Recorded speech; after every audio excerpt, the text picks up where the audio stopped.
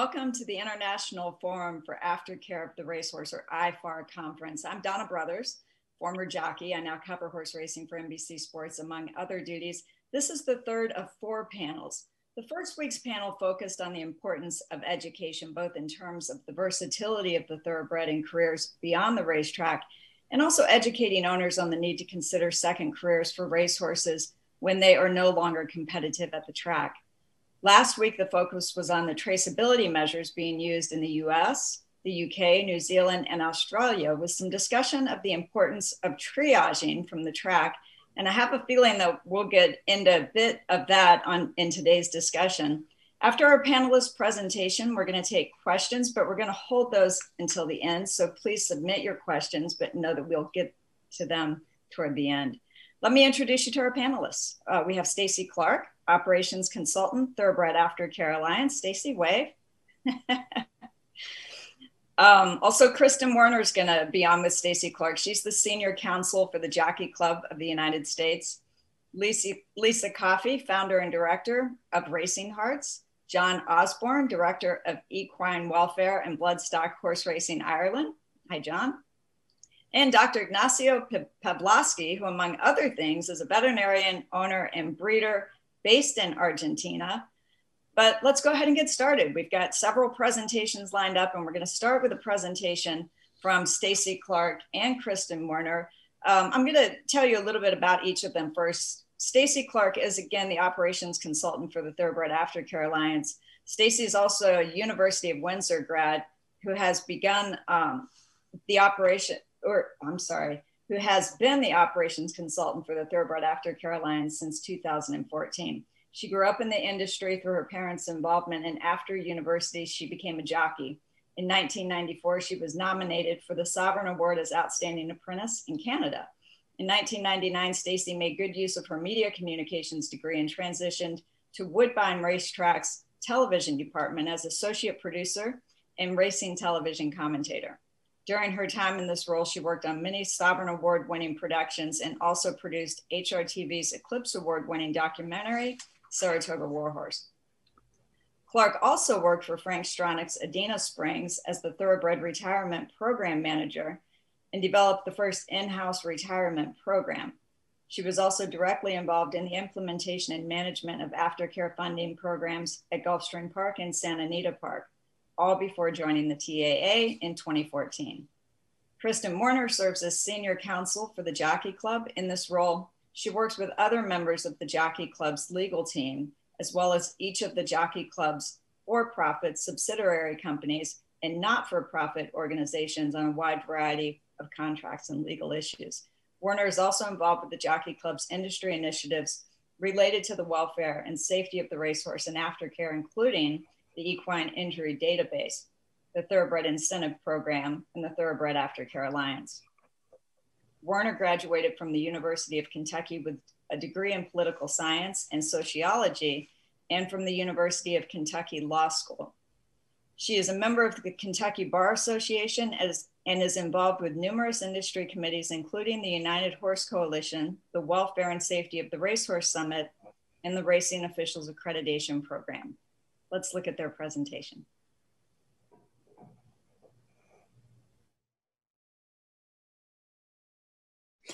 Okay, well, good afternoon or good day, everybody, wherever you're from.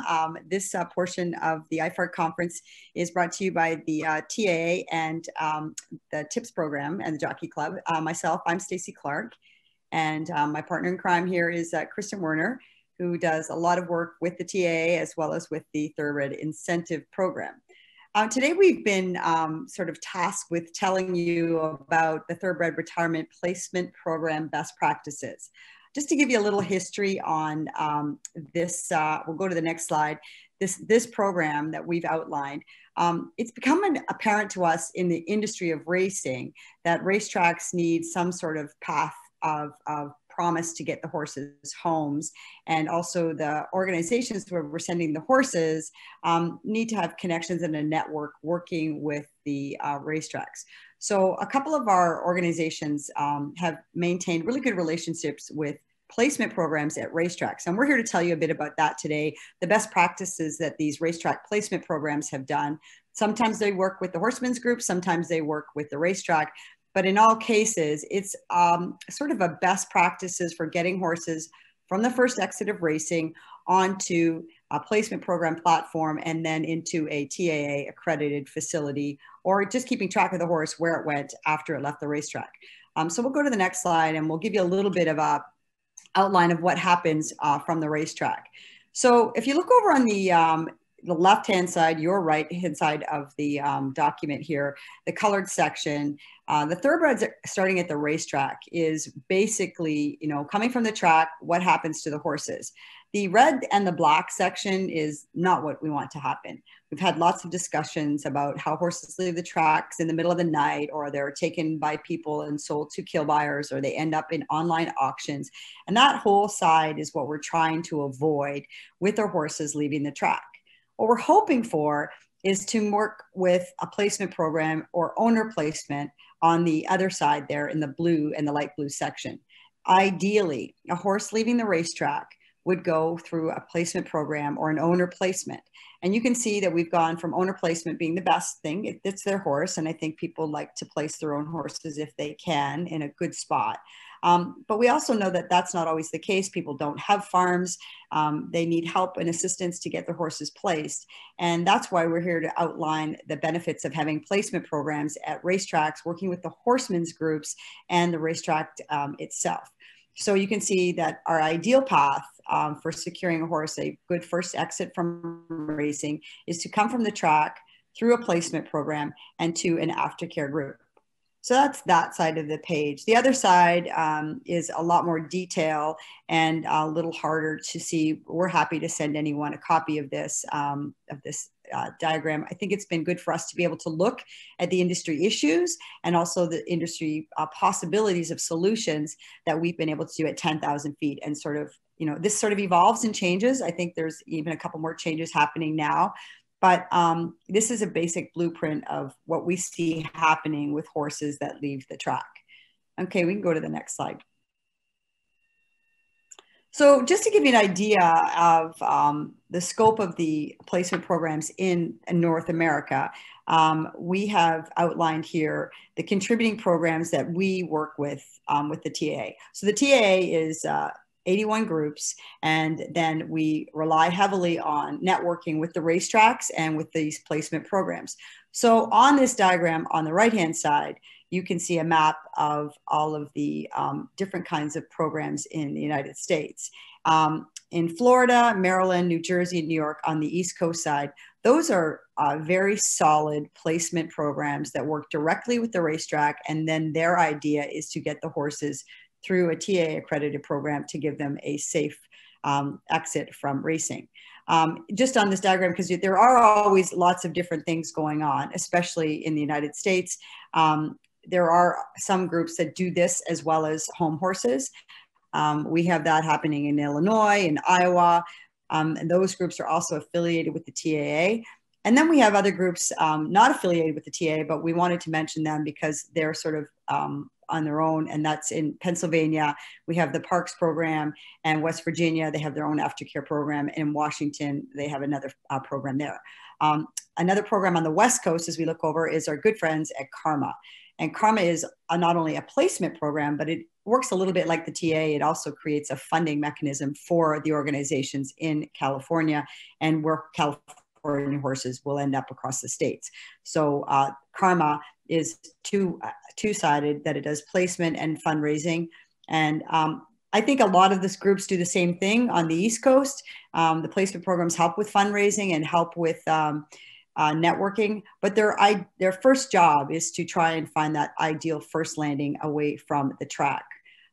So what we did in this whole presentation today was we asked these placement programs, especially the ones in the gray groups, to give us some examples of their paperwork, their release forms, their insurance. What was their plan? How did they go about it? So that we could give this document to racetracks across the country who are thinking of having a placement program or don't know what the next best step is.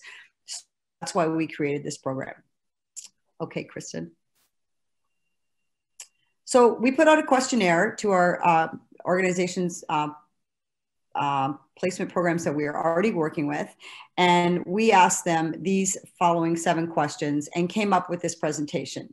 What are the steps involved in the retirement process? I think that's important. You know, how do you get a horse from one trainer's barn into this placement program? An intake form. We asked them to explain the importance of their intake form. Will it release the horse over to the placement program, or will it be a transition from the horse to an aftercare facility? We have to talk about the concept of adoption forms. You know, who is adopting the horse and when? And I think Kristen will talk to you a little bit about the thoroughbred and the jockey club form. That's really important to make sure that the horse is retired from racing. We asked them about how they're funded. All of these programs don't, you know, they have to be funded by something. Some of them are funded by the racetrack, and some of them are funded by the horsemen's group, and some of them are a combination. We asked them, do all the horses go to TA accredited facilities? And for the most part, yes. There are some that are just, you know, they will find a good adoptive home on their own. And then Kristen will tell you about the Jockey Club certificate of full registration that retires the horse from racing. And then we asked them, what kind of marketing do you do so that your horsemen and your racetrack know that this is available to them? I think some of the biggest disconnect we have in thoroughbred aftercare is people not knowing what is out there for them. Okay, Kristen. All right. So this timeline sets out a best practices placement process that a racetrack or horsemen's group can implement in their jurisdiction. And that always begins with the owner or trainer identifying a horse in their stable that's ready for retirement. Hopefully that is done before the horse kind of has to make that one last start where they're able to retire sound so they can be retrained for a second career. So the owners and trainers at this point have a variety of options that Stacy outlined on those first couple of slides, but our hope is that their first call would be to the placement program. The placement program will then determine if the horse is eligible for the program. This generally requires the horse to have either raced or worked at the racetrack covered by the placement process. Preliminary information is gathered, usually via intake forms, and that will cover the horse's health and racing history and some other information that we'll talk a little bit about in more detail. Once the paperwork is completed, if one of the funding mechanisms is a mandatory donation, that would be made. And then in some cases, the placement program will actually take custody of the horse, either in a dedicated stall at the racetrack or through an organization or facility that they have a relationship with. In other cases, the owner or the trainer will maintain custody of the horse until a more permanent placement is found. And whichever the option is, that should be clearly laid out in any of the paperwork that the owner or trainer submits with the horse. An appropriate aftercare organization partner with availability is then identified. The horse is transported, and once the horse arrives at the new organization, ownership of the horse should be transferred to that partner organization. The partner organization then handles all further care of the horse, including assessing the horse for second career options, capabilities, and adoption, or if necessary, placement into a sanctuary type program. So the first step, intake forms. These should be utilized by placement programs to gather the horse's health and history information. Additional intake documents that placement programs should obtain is a current Coggins form, any vet records or vet assessments done on the horses, any recent x-rays, and interstate health papers. Getting all of this ahead of time will make the transition process from the placement program to the aftercare organization a much more expedient process than if they then have to go back and get all that paperwork. In some cases, the intake form is also used to transfer ownership to the placement program. In other cases, that's handled by separate paperwork, like a bill of sale or just a transfer document. Generally, adoption forms where the horse is placed into a more permanent adoptive home would be handled by the aftercare organization that ultimately takes the horse. So funding, Stacy mentioned that there's a variety of methods that can be used to fund these racetrack placement programs. The first would be racing contributions, and there's a few different ways that those can be collected from racing participants. They include claiming assessments, per start contributions, and purse contribution programs. This form of funding requires a stable and predictable, this form of funding is stable and predictable, but it requires a partnership or agreement with the racetrack or racing group. And these per start contributions, for example, can come from a variety of participants, from jockeys to trainers to owners. Anyone who is participating in the racing business has an opportunity to contribute on a per start basis. It's not just the owners. You can also require an intake donation, which is a monetary contribution from the owner or trainer who is retiring the horse. This type of funding is sporadic, and in a lot of cases may not actually even be enough to cover the horse's initial veterinary evaluation and transport to the new organization, and certainly is not often going to be enough to cover any horses that would need surgery. And the final one is partnerships. Typically, these are made with owners associations and horsemen's associations that can result in periodic donations made by the partner. If you can form a partnership, it's great. And if it's a large sum of money that can fund the program, that is a good, consistent, and predictable funding. However, if it's a one-time donation or otherwise sporadic, it is not enough to really rely upon for funding such a program. One potential issue facing placement programs is where to send the horses that they receive. So the Thoroughbred Aftercare Alliance accredits and inspects aftercare organizations, giving placement programs peace of mind when choosing where to send horses if they decide to only send them to TAA accredited organizations. However, there are, of course, other options, and non-accredited partners must meet criteria established by the Racetrack Placement Program. And these non-accredited partners could be not-for-profit organizations, or in some cases, they might be private retrainers who are then able to turn the horses around and sell them for a second career after training. Horses at these facilities can be transferred to TAA accredited organizations when space becomes available if the placement program prefers. Part of any placement program should be the permanent retirement of the horse's racing eligibility. This is accomplished through the jockey club's transferred as retired from racing process. Ideally, the placement program will have the required paperwork filled out and notarized at the racetrack so that it's done, but it can also be completed in the transfer from the placement program to the aftercare organization or from the aftercare organization to the adopter. And then finally, we just want to talk a little bit about communication, which plays a crucial role in the success of these triage and placement programs. The main focus of this communication needs to be to owners and trainers who will be benefiting from and contributing to the program. This requires a broad-based communications plan that includes digital and in-print types of materials, but it also requires someone to be on the backside and on the farms talking to people about the placement programs in person. Many programs rely heavily on boots on the ground in the barn area, supported by leave behind items like brochures and flyers. So just to kind of touch on some of the ways that they are communicating to the owners and trainers would be website, social media, press release, and print and digital advertisement. Providing information about the program's mission, how to retire your horse, and then any other information that the owners and trainers would need to know to get their horses into the program. Of course, communications also needs to report back on the success of the program and also make information available about horses that have gone through the program that are up for adoption, any important news updates, always thanking your supporters and affiliates if you have some partners, and then of course, if it's a 501c3, how someone can donate to support the program.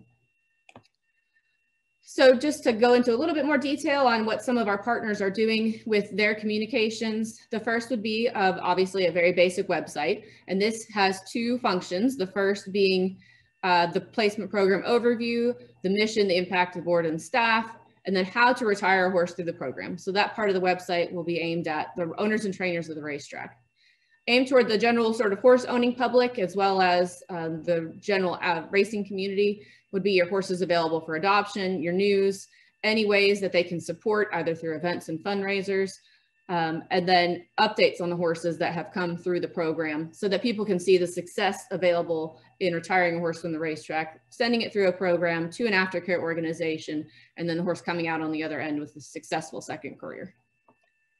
The same with social media. This is obviously a lot more dynamic and gives organizations the ability to post pictures of their horses and keep updates on where they are from their date of retirement through their date of retraining. Also allows for adopters to share success stories. And again, some of the same, acknowledge your supporters, promote your fundraisers, and then of course, educate your followers on the mission of the program and Thoroughbred Aftercare in general. Press releases is always important and gets the placement programs out into the general news as well as the racing centered news. Things like this one that's shown for Take the Lead, that they had a record year in 2020 for retiring horses. And talking about the success of one of their horses that was retired. Advertisements, both digital and in print. These need to be placed in racing publications, websites, social media. And then as we talked about, they've got to have a leave behind for the person that's walking around the backside and handing out information about the program. So this example here from Gulfstream Park Thoroughbred Transition Program is a brochure that's left on the backside with the trainers and available in various places for people to pick up. And I'm now going to turn it back over to Stacy. Thanks, Kristen. So yeah, I would say with press releases, one more thing is we're seeing more and more now, like TDN, the Blood Horse, Pollock Report are all looking for aftercare stories, and they like to have that information. And they're a good networking for the racing community that you're in to work with those publications, because they're really behind the aftercare purpose and story from every angle. So that's really important. Don't think that by writing a press release that it won't be picked up. We see that happening more and more. So just to give you some faces to identify with, you know, some of our groups that work, Jessica Hammond in our first quote here is the triage person for the Maryland Thoroughbred Horsemen's Association. And they actually started a whole new charity of their own that's called Beyond the Wire. And that is the name of the placement program for Maryland racing, for the Maryland Jockey Club. Jessica works very diligently with the horses and the horsemen and the racetrack.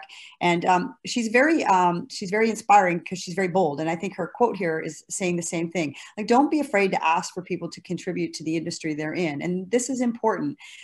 They don't know sometimes how they can give or how they can help. And so you're behind a good thing. So as Jessica would say, don't be afraid to get started. Lucinda Lovett, a longtime placement program operator from California. Lucinda is the executive director for Karma.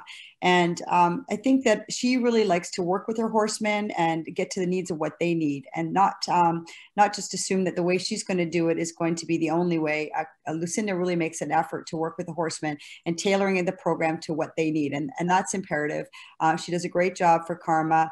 And really a lot of people trust when they work with Lucinda to place her horse in California that she will look out for them. And the same thing is sort of what Richard Schosberg said. You might know Mr. Schosberg. He's also a trainer in New York and works with NIFA. And he really believes the same thing, establishing this trust with the horsemen to get this solid network between the horsemen, the horse placement, and the TA accredited facilities, and getting this industry funding. NIFA and NIRA, as the other two organizations, are also well funded by their racing and horseman community. And that's super important. Because that helps sort of spread it out there to get the horses in a good spot. And I will mention that all of those groups also work with the TAA. So that helps us a lot, be able to help horses that may have ran in New York, but ended up in California or ended up in Texas or wherever they may be. We know that these placement programs are behind the organizations and behind the TAA. And then Lori Lane is she's a dual. She has an organization that's accredited facility, and she also acts as a placement program for Monmouth. Very energetic. Lori's been with Aftercare for years and years. Just recently, her organization got accredited with the TAA, and we're really happy to have her. And, you know, Lori always says this, that every horse deserves a dignified retirement. So I think that's important. It's sort of her mantra, and it kind of works for getting, you know, people that might be thinking, well, I'll just, you know, send the horse over to Susie. No, let's try and find the horse a good landing. And then Raina, who is our newest placement program operator at Gulfstream Park, has been doing a wonderful job for Gulfstream Park and for the Florida Horsemen's Group. And I really feel that Raina has learned the importance of documentation, because that had been established at all the other groups, and they were really helpful, all of those placement programs, to help Raina get started at Gulfstream and give her ideas of how she could make her documents and what they would look like.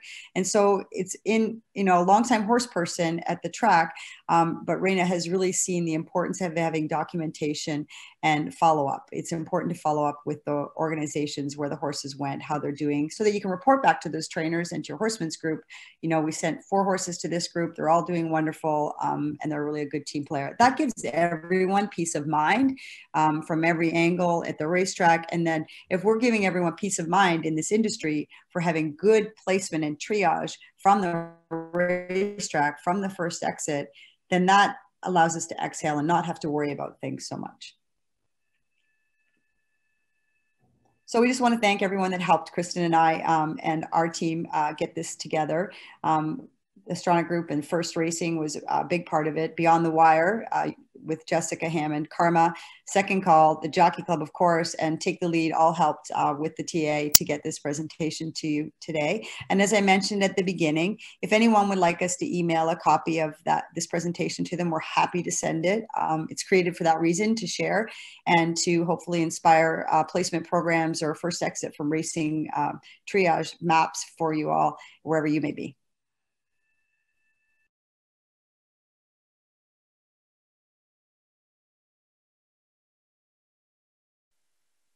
That's a great presentation from Stacy and Kristen. And again, if you have any questions, send them to us. We will save them for the end. But that was a really good overview of how things are currently done in the United States in regards to aftercare. Now we're going to go down under. We're going to hear from Lisa Coffey, who's based in Australia. She's the founder and director of Racing Hearts. Lisa Coffey leads Racing Hearts, the first organization of its kind in Australia to offer retired racehorses retraining and integration to equine-assisted therapy programs for humans. Originally from Ireland, Lisa moved to Australia in 2009 to investigate opportunities in the horse racing industry. In Ireland, she had developed an equestrian center whose business included retraining retired racehorses. After breaking her leg in a riding accident, Coffey studied counseling and psychotherapy through Maynooth University. On returning to riding, she was offered a job as a track rider with a local jumps trainer, which sparked her love for horse racing. Coffey immersed herself further in the racing industry, flying racehorses for Coolmore and Aidan O'Brien to race meetings all around the world. This experience eventually led her to moving to Australia. During her time in Australia, Coffey completed her degree in psychology through Monash University and has been employed by the racing industry's governing body, Racing Victoria, to advise on education, equine welfare, and jumps racing. She has also been called upon by some of the country's leading trainers to ride and educate their racehorses. Let's hear from Lisa. Hello, my name is Lisa Coffey and I'm the owner and operator of Racing Hearts Equine Assisted Therapy here on the Mornington Peninsula near Melbourne in Australia. I am originally from Ireland, as you can probably tell from my accent.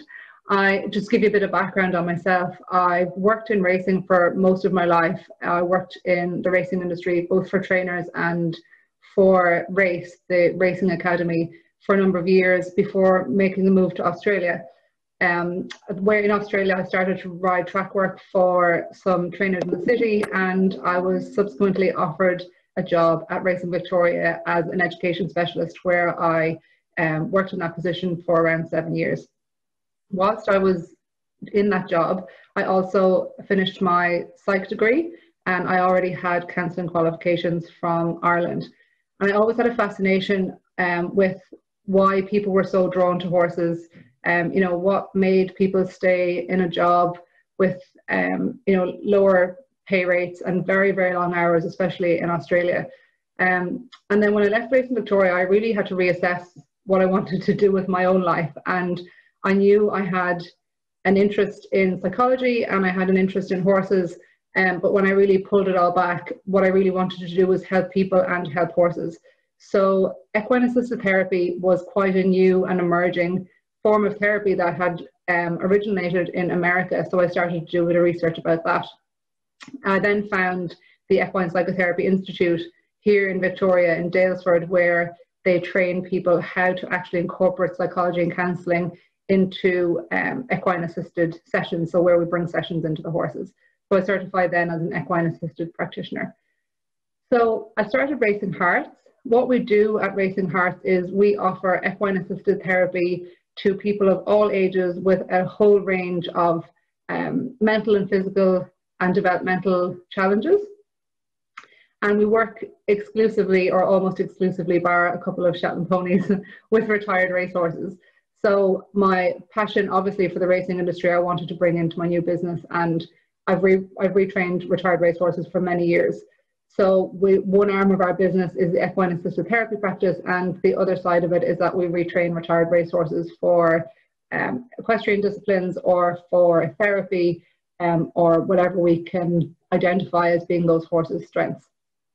So a lot of people ask what equine assisted therapy or equine assisted psychotherapy actually is.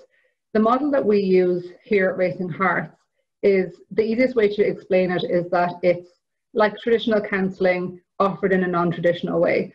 So many of our clients they've tried room-based therapy, they've been to counsellors, psychiatrists, psychologists in a room-based setting, and either it just hasn't worked for them, or they've gotten to a point in their therapy where it's just gotten a little bit stagnant and they're a little bit stuck. So this can be a really, really nice change for them. The benefits that they have to coming to equine assisted therapy, the main benefit really is that they're not confined to four walls of a room. You know, we're outside, out in nature. So not only do we have the horses and other animals to draw on, but we also have just the natural elements of being in the outdoors.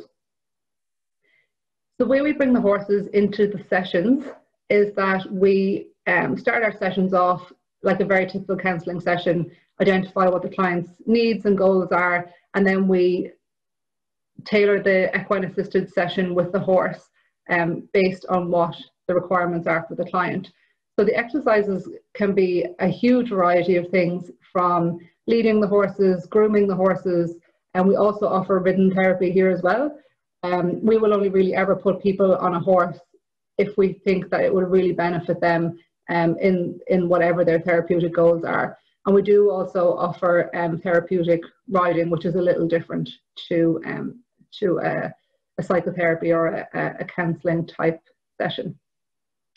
The way the horses actually benefit the clients is that they firstly offer a non-judgmental relationship, and I feel that that's probably the biggest advantage of having horses in the session. You know, when we're in a room-based situation with another person, or if we're in any kind of a relationship with another person, whether it's a stranger or someone that we know, a romantic relationship, a friendship, there's always some element of a perception of judgment.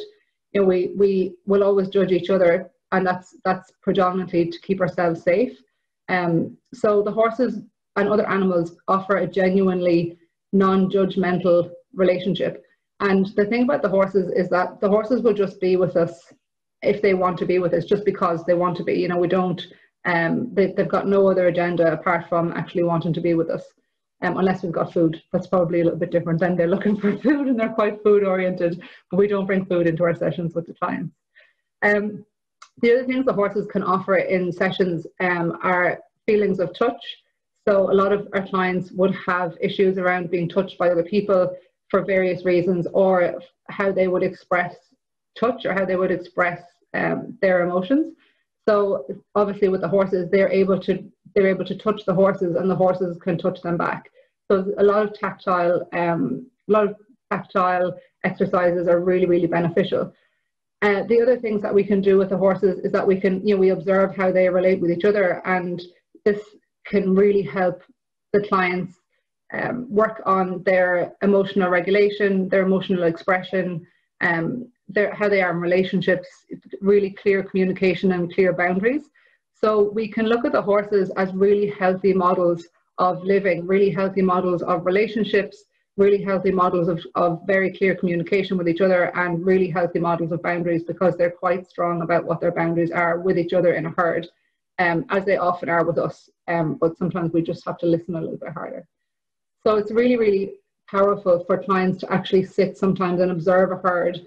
And as a counsellor, when feelings or the challenges for the client actually come up in the session, in respect to the exercises that they've done with the horses, that's when the counsellor or the psychologist then steps in and they process the challenges with the client in more of a traditional counselling sense. So the horses, as opposed to what a therapist can do in a room-based session, the horses can often evoke a lot of emotions, a lot of thoughts and physical feelings for the client that a therapist in a room-based session just simply can't do, because you're stuck in the confines of four walls, and it's quite a clinical situation, and can be very intense and intimidating for clients as well when they enter that kind of situation, especially small kids. They can be quite scared by that kind of confrontational situation. So the horses are really amazing in that sense, and there is some really fabulous research that has come out in the last few years to show that when we're in contact with animals, our bodies actually release a lot of hormones. So we would class them as feel-good hormones, so dopamine, serotonin, oxytocin. Our bodies release those hormones when we're in contact with animals, and even when we see animals. And our bodies release those hormones at a higher rate than when we're in contact with people that we actually associate with love and safety. So again, that just goes to show that the working with animals and working with our retired racehorses can help the client to release those feel-good hormones. And when they're released, they usually will naturally become a little bit more relaxed. And then it's easier often for them to express how they're feeling, or to slow their thoughts down, slow their heart rate down, and just be a little bit more relaxed and feel a bit more comfortable about sharing the challenges that they actually have. So the programs that we run here at Racing Hearts, we run a huge variety of programs. We also tailor for individual clients. Quite a lot of our clients like to just come and have individual sessions by themselves. And we have some group sessions as well. So quite often group therapy can be really beneficial for some people, because they like to be able to learn from other people's experiences, and it offers them a community and a bit of a network with people that they feel they have something in common with too. This year we launched a schools program. So we work with a lot of our local schools, and the schools have identified children that they recognise as being at risk of developing significant mental health problems, or children who are struggling with their family background, or they're struggling at school, maybe with bullying, or they might just be struggling with confidence. They may have a diagnosis. We've got some children that have an autism spectrum diagnosis. Some children have been diagnosed with anxiety or depression. So the schools handpick the children in the groups that they send out to us, and we have school groups here every day that we run a program with the retired racehorses as well. We're just about to launch 2 new programs. So I mentioned our therapeutic riding programs. So this will be a program that will be very similar to what the Riding for the Disabled organisation do. It will be more aimed at people who need to work on things like spatial awareness, coordination, fine and gross motor skills.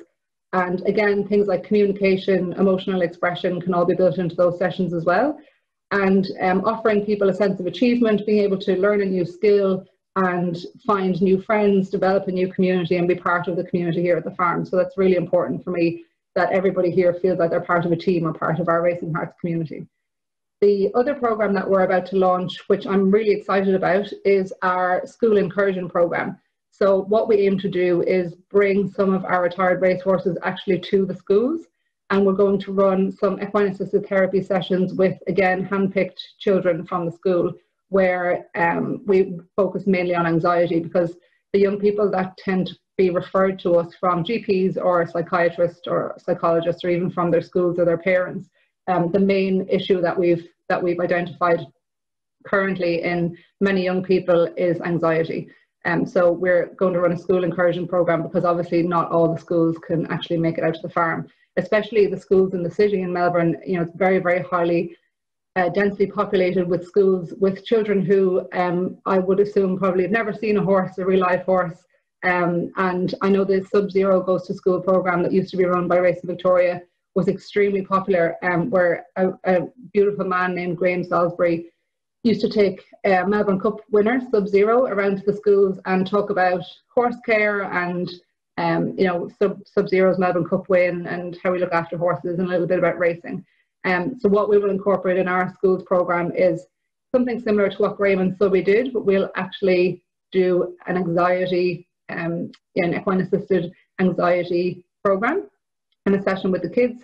And we'll also be able to promote life after racing for retired racehorses as well. So we'll have an element about where we talk about what happens to racehorses when they finish racing. So we're really excited about that, really excited about that program. Looking forward to rolling that one out. And we, our first pilot will be at our big May Races Carnival, which is our big jumps racing carnival down at Warrnambool in the first week of May. So that's coming up pretty soon. So it's quite exciting. So as I mentioned, the other thing that we do here is we retrain retired racehorses. The horses that we tend to focus on more so here are the older horses, or the horses that are a bit, a bit more plain. They're not flashy looking, they may not be talented jumpers. They may just not be sound enough for tough or hard working equestrian disciplines, equestrian disciplines where they need to be very, very fit and very agile and 100% sound. So a lot of the horses that we would take here for retraining would be horses that we would aim to be maybe riding for the disabled horses, some therapy horses, trial riding horses, pleasure horses that people can do really low level dressage or low level pony club or riding club on. So they're those kinds of horses that kind of slip through the gaps a little bit because they're not flashy, and people tend to not really seek them out because there are lots and lots of thoroughbreds that retire obviously every year, and there are plenty that are sound, and there are plenty that are very flashy and pretty looking and talented at doing lots of things. But then again, there's lots of horses that kind of are not, they're not as attractive to the main equestrian public or the main equestrian disciplines.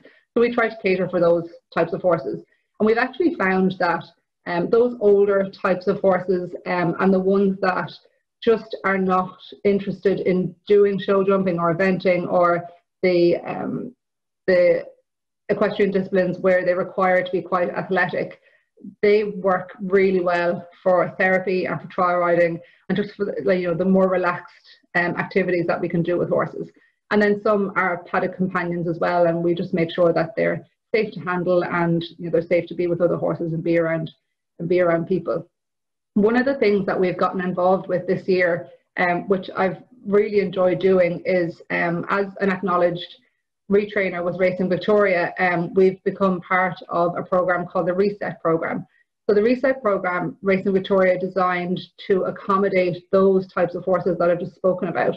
So those horses that again are not as athletic and that can't cope with the pressure of an athletic equestrian discipline. They might be a bit older, a little bit plain looking, they might not move that well, and they might not be 100% sound enough to be able to tolerate being ridden for long periods of time, or those athletic disciplines. So the Reset Programs, the horses that go through the Reset Program are sent out to the acknowledged retrainers in Victoria who are part of, who've signed up for the program. And we work with these horses the same as we would with any other horse that comes in for retraining. We try to identify the horse's strengths. We identify, how sound they are, how healthy they are. So we will train them to their strengths. We'll also help desensitize them to anything that we feel that they might struggle with, and then we'll aim them for whatever kind of activity that we think they'd be most suitable at.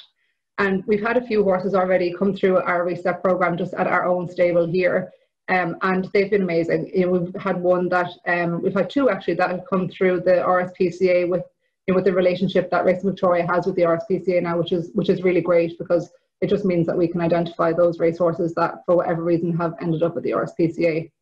And they've been incredible therapy horses here. We've actually kept one named Chatsfield. So he was one of the very first horses that went through the Reset Program.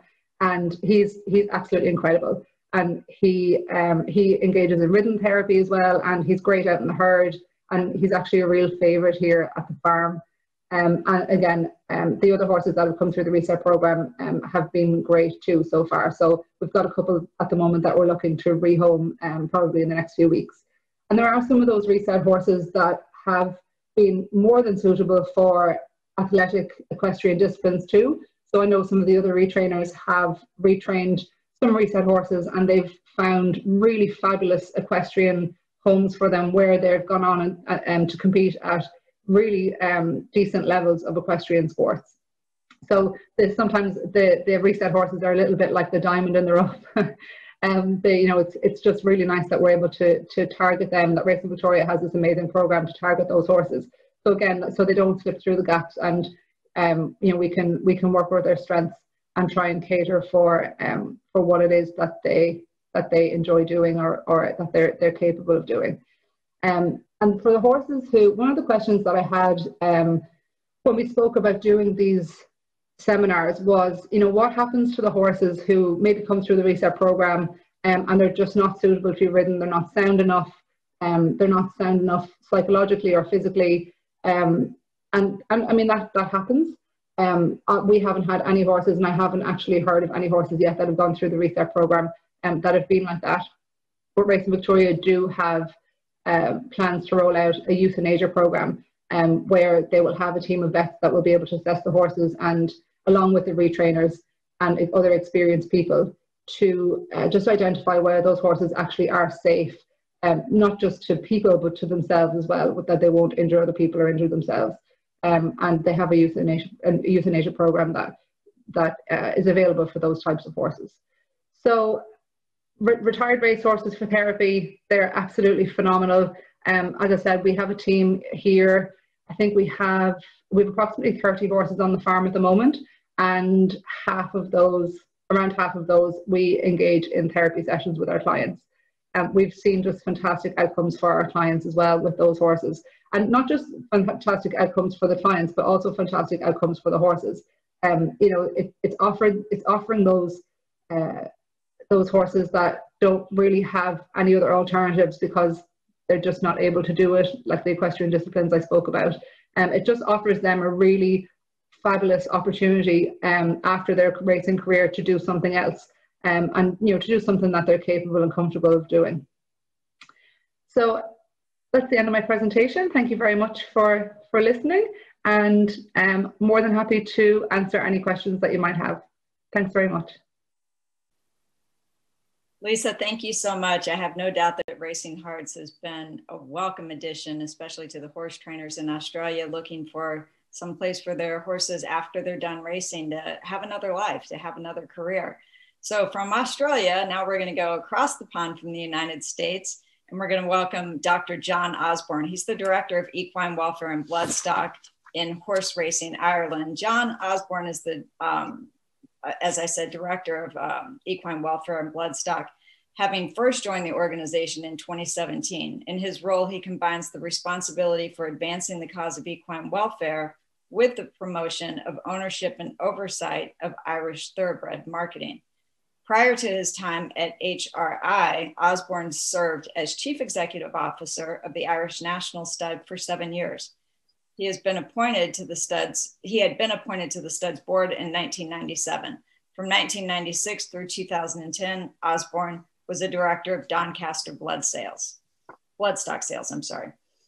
Osborne graduated from University College Dublin Veterinary College in 1987, following a year in Kentucky and a year with Troytown Veterinary Hospital in the Curragh. The next phase of his career was a blend of equine practice, thoroughbred business management, sales consignment, stud farming, learning, parenting, and yes, in case he hadn't done it all, plate spinning.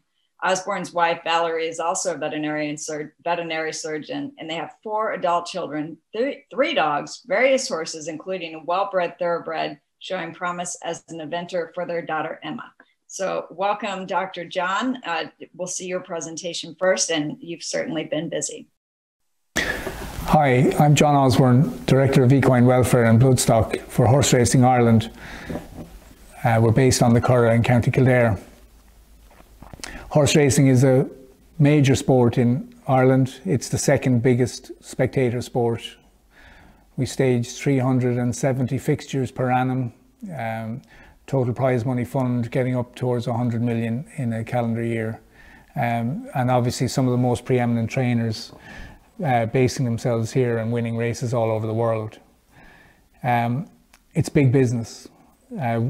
Deloitte did a report quite recently which quantified it as a 2 billion economic impact in a year. So it has a lot of political favour as well. And in fact, Horse Racing Ireland is a commercial state body funded by the Department of Agriculture. Our funding comes from the betting tax. So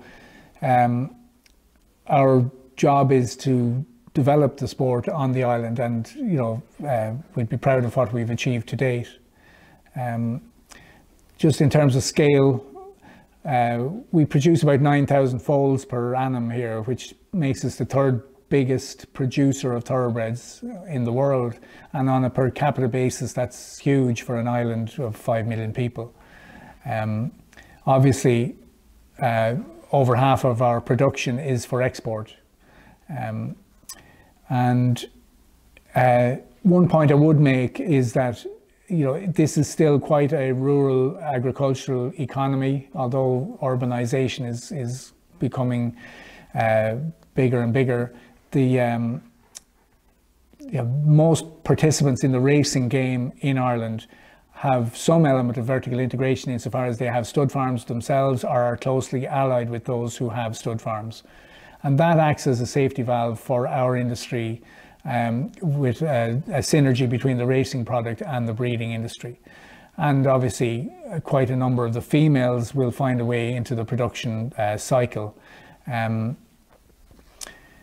So Aftercare is quite a new concept for us here, and it's probably fair to argue that you know, people are still in the commodity mindset with the horses, and so the thinking globally is shifting towards seeing the horses as individual sentient animals deserving of a better deal, if you like, from us in exchange for what we ask from them.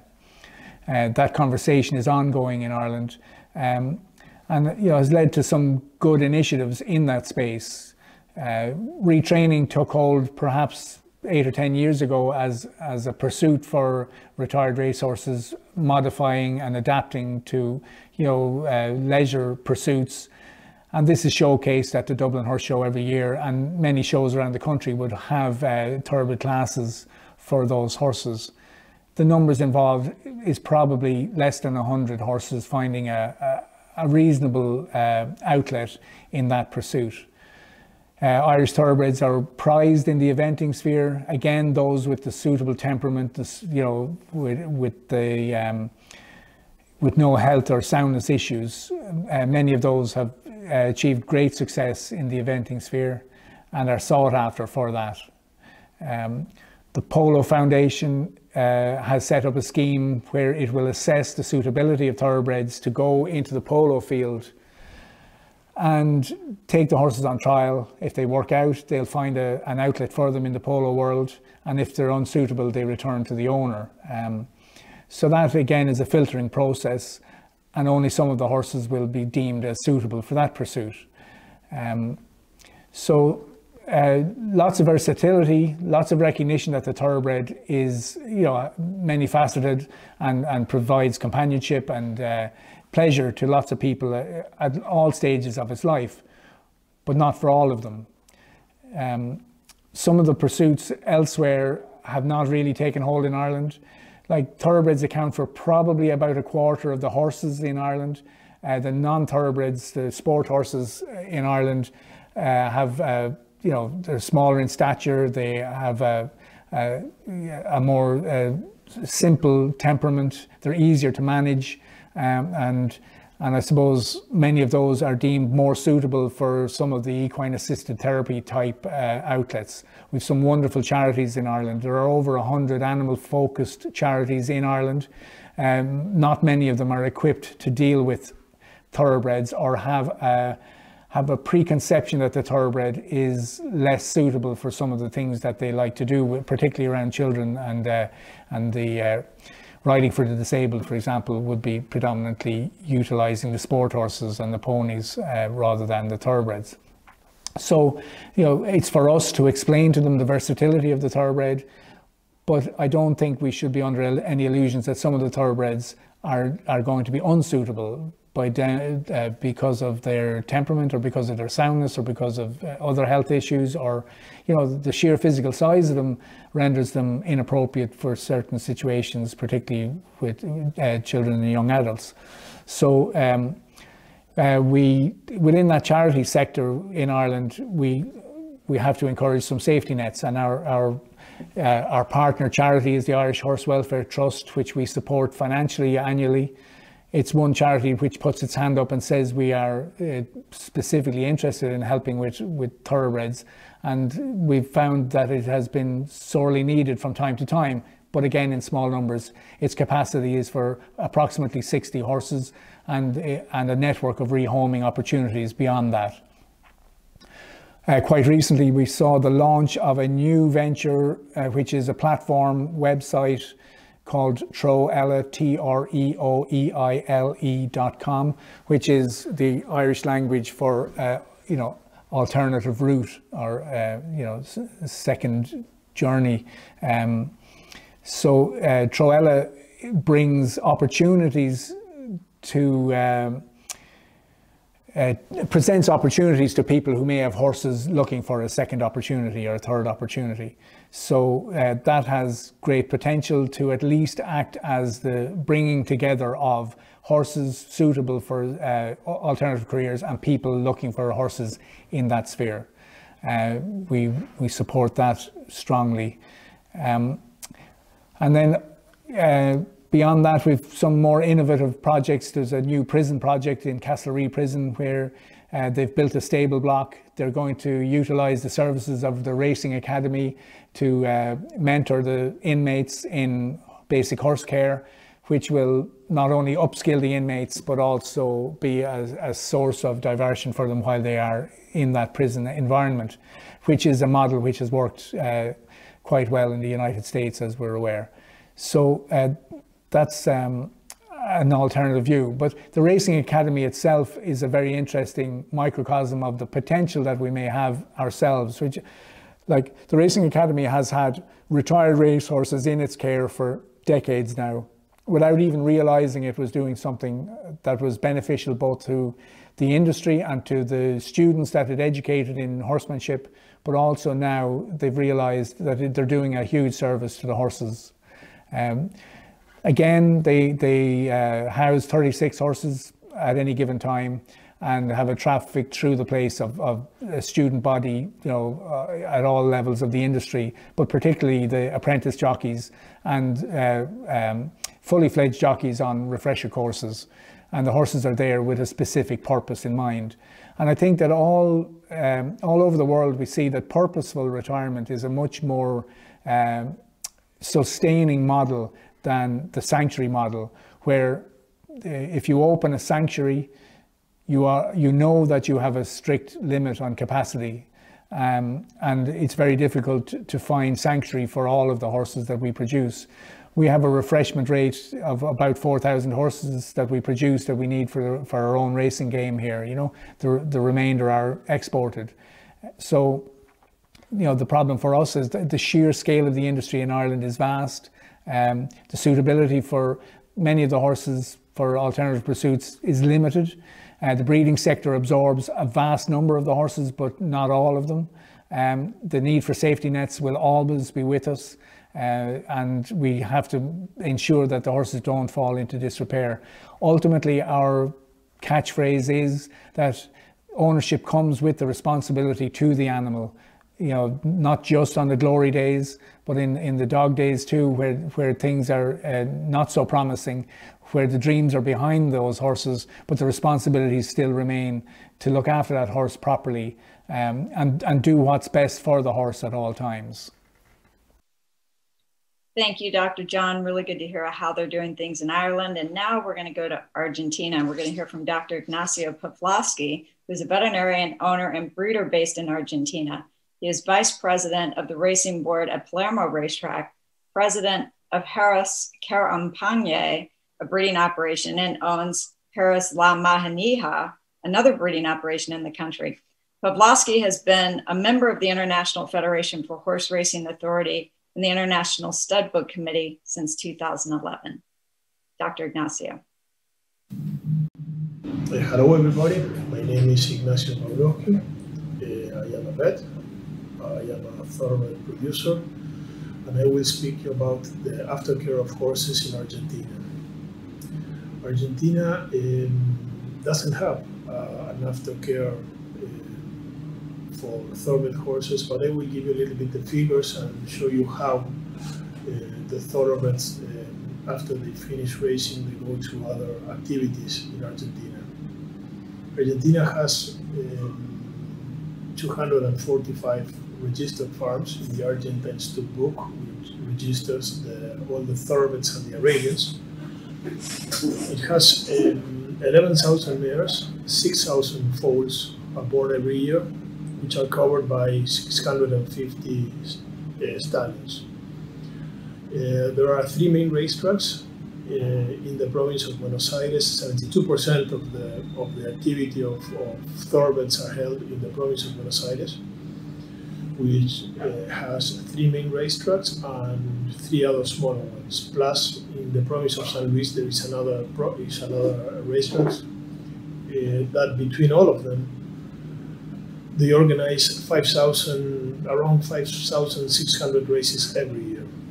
Argentina has around 11,000 horses in training, and also besides these 6 or 7 racetracks that I mentioned, there are 33 other racetracks in the other provinces of Argentina, which are 15. We have activity of horses, of thoroughbreds, in 15 provinces from the 24 that we have.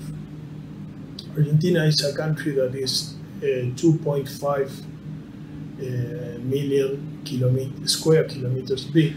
To give you an idea of the size, it's more or less 5 times the size of France, 6 times the size of United Kingdom or Japan. Besides the thoroughbred industry, Argentina has 3 million heads of horses. And as we all know, the thoroughbred is the breeding that has been used for years to improve the other breedings. Besides these 3 million heads, or inside these 3 million heads, we have, and besides the thoroughbreds and the Arabians, we have other breeds that in total are registered horses. We have around 12,000. From these 12,000 breeds, the most important ones are Polo and Criollos. Criollos is the native horse, and Polo is, without any doubt, the most important country where the polo industry is. Polo has more than 300 clubs. We have 3,000 polo players and around 30,000 polo horses, which is enormous. Besides polo, also it's very big, the industry of jumping. There are more than 400 registered equestrian clubs in Argentina.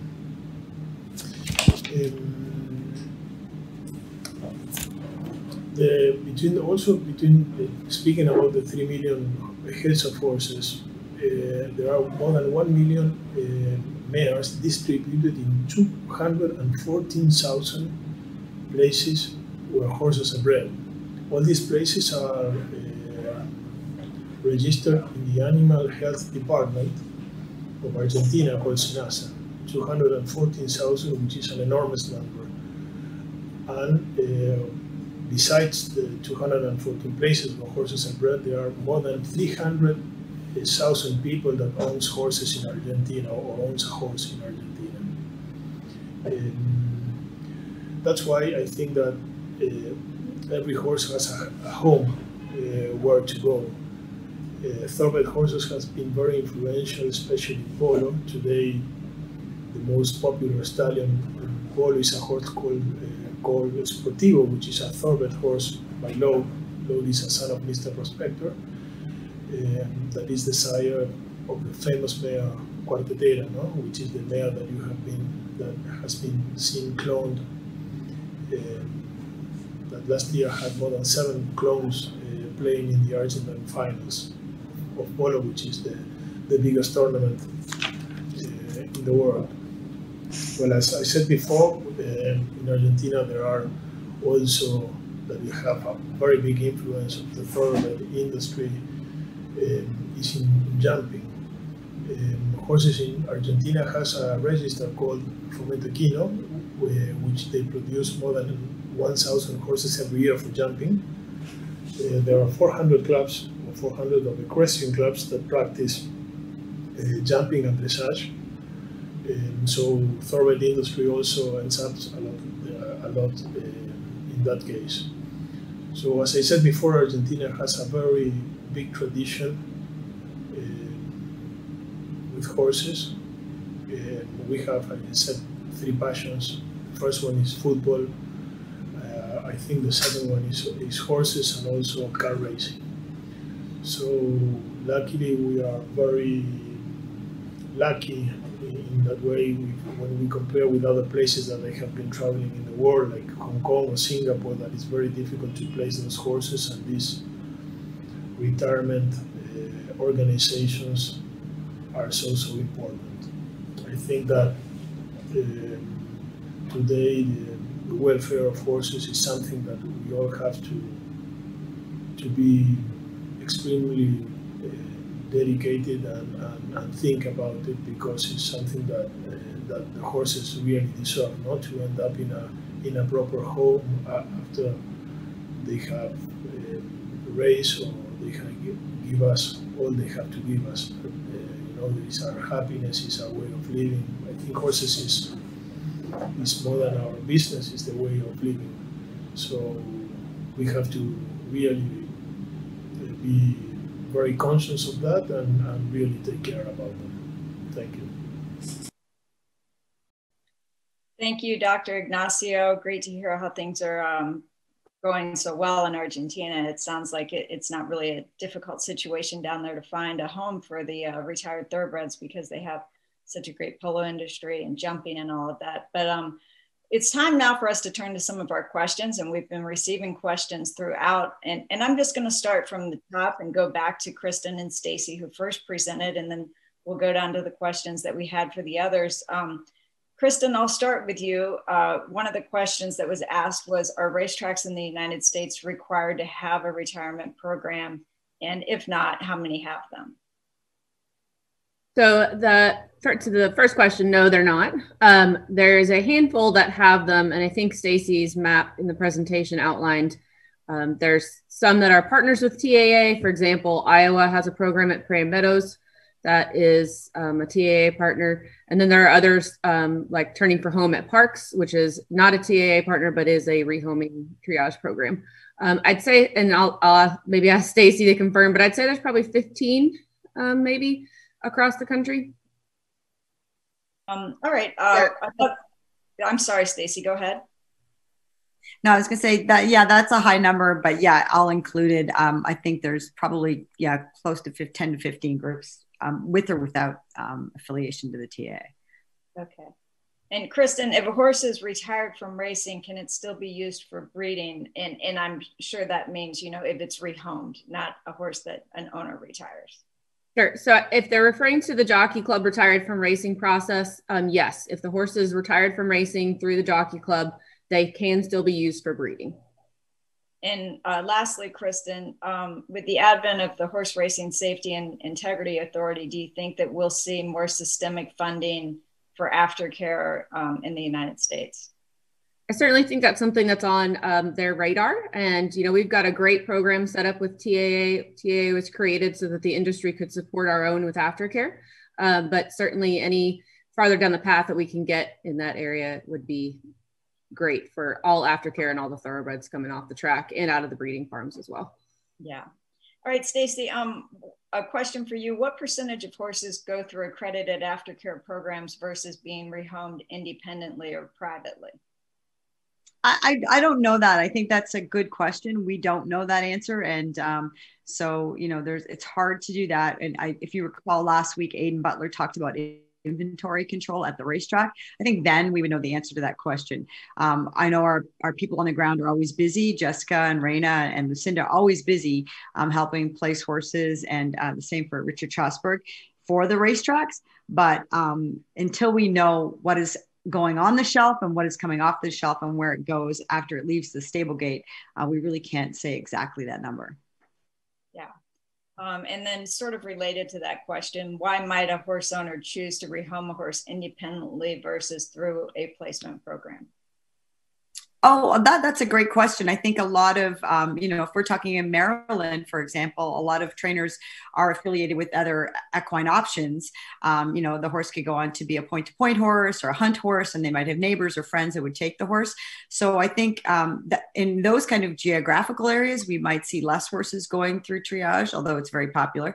But in a place like karma, where in California, where people don't have farms so much close to the racing entities. So I think it's give and take. I think it's good for the racetrack to have it there for the community and the horsemen, but definitely it's not, you know, the best option is if an owner can retrain and rehome its own horse. Right. All right, let's go to a question for Lisa Coffey. Lisa, how do you determine a horse's suitability for equine assisted therapy? I think that's a great question, by the way. Yeah, that is definitely a really good question, a really relevant question. So for us, really what we look for is soundness, obviously is a starting point to determine whether the horses can actually cope with whatever workload we're going to ask of them. Then we will also look at their temperament and, you know, how psychologically sound they are, again, in terms of how they're going to cope with the workload that we're going to ask of them. You know, temperament and personality can be two quite different things too. A horse can have, in my experience, a horse can have quite a nice temperament, but then they can display a very individual personality in comparison to the other horses that are in the herd. So we like to have horses here that are quite personable, and they relate well to humans. We do also, we have had horses in the past, and we do take horses that have had experienced quite significant trauma, not necessarily from their racing career, but from whatever trauma that has been. And we've helped them through our therapy program to trust people again, or help work them through whatever trauma or whatever challenges that they have. So the other things then we would look for are size, whether they actually adapt to the exercises that we ask in terms of written exercises. So a little bit similar to how the riding for the disabled would assess their horses, is kind of how we would assess our horses too for written programs. So if we're going to ask our clients to carry things while they're on horseback, we'll make sure that the horses are comfortable with all of those things first. Walking over poles, going around cones, the gaits and things that they're going to do as well. So whether it's walk, trot, canter. So we really just look to make sure that we can, probably to the best of our ability, predict how each horse is going to behave when they're asked different things, because they're going to be asked different things in many, many different ways by the different clients that we have in sessions with them. So as much as we all know that we can never 100% predict how horses are going to respond, we just want to know all the horses that are here to the best of our ability that we can. So they don't all have to be completely 100% bomb-proof, as we would phrase horses that we tend to class horses that can kind of cope with everything, and they have a very placid demeanor. But once we can within reason predict how they're going to respond to different stimuli, then we can place them in different parts of our programs. Well, Lisa, a follow-up question to that, and you're a good person to ask this question too, because you essentially started racing hearts from scratch, is can you provide advice to someone starting out, setting up a business facility like yours, or where can they get advice? My first piece of advice absolutely would be to make sure that they have qualified mental health professionals. That's really, really important, because the people that are attracted to these kinds of programs, like I said in my presentation, are often people who have been through years and years of room-based therapy, and they're either stuck or it's just not working for them anymore, or people who just can't cope with room-based therapy. So really, really important to have qualified mental health professionals. And then coupled with that, it's obviously also really important to have those mental health professionals be competent in handling the horses, and understand again that all those horses have different personalities and they respond in different ways to different situations and different people, and just be able to be flexible and adapt to any situations that arise while they're in a session with the horses. And then the other things about setting up a business like this, I think anybody that's going to start off a new business, you always have in the back of your mind, is it going to fail? Am I going to be successful? There is so much demand for this type of work at the moment. We see well over 100 clients, maybe 100, 120, 130 clients a week between 4 practitioners. Well, I've just taken on a 4th practitioner. and we still have a waiting list of about 50 people, and that's just in one area. And we also have 3 other, just within like a 40-kilometer radius of us at the moment, we have 2 or 3 other equine assisted therapy practices as well, and they all have waiting lists too.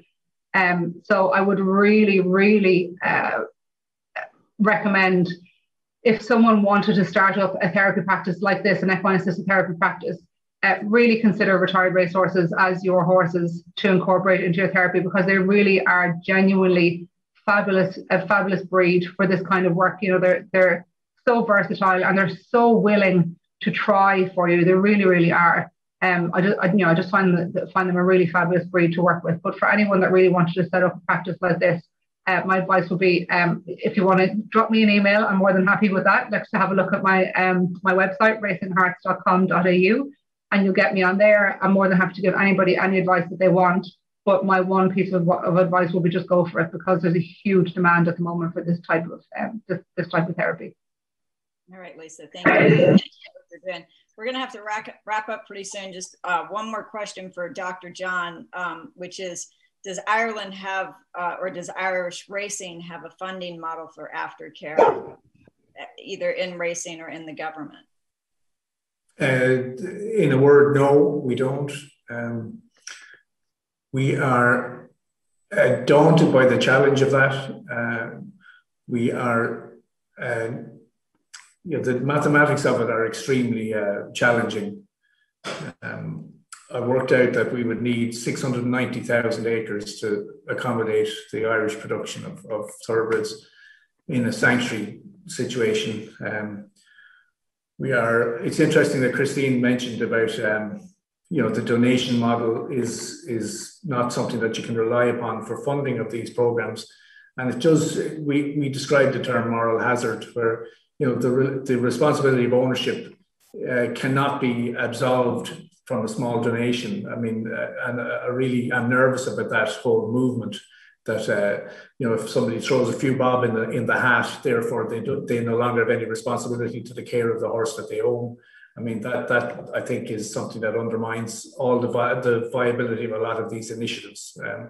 So, I mean, how much, once you start that funding thing, I prefer we were doing more, particularly around what Lisa described. That's a wonderful movement. But, our most successful equine assisted therapy centre is Festina Lonte, which doesn't enjoy using thoroughbreds. What we need to do is develop a thoroughbred based system to showcase the versatility of the horse.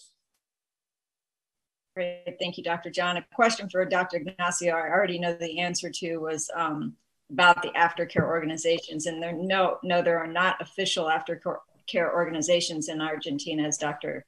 Ignacio had said earlier. They just sort of get absorbed into the different disciplines. But the question for you that I will ask Dr. Ignacio, and this is our last question, is how did thoroughbreds become so popular in Argentina? Was it through racing or through polo or some other way?